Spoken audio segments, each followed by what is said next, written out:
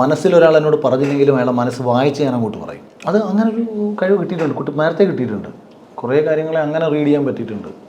അത് അതായത് ഓരോ സാധാരണക്കാരൻ്റെ വികാരങ്ങൾ എന്തായിരിക്കും, നമ്മൾ ഇൻ്റർവ്യൂ കാണുമ്പോൾ ഒരാൾ എന്തായിരിക്കും ചിന്തിക്കുന്നത്, ഏത് പോയിന്റിലായിരിക്കും തെറിവ്, ഞാൻ എന്താണ് ചിന്തിക്കുന്നത്?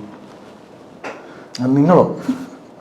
അല്ല, നിങ്ങൾ ഞാൻ കുറച്ച് നിങ്ങളെ വായെന്ന് അറിയാതെ വന്നല്ലോ. ഞാൻ എന്താണെന്നൊരു ധാരണയില്ലാതാണ് അതിന് ഇൻ്റർവ്യൂ ചെയ്യാൻ വന്നത്.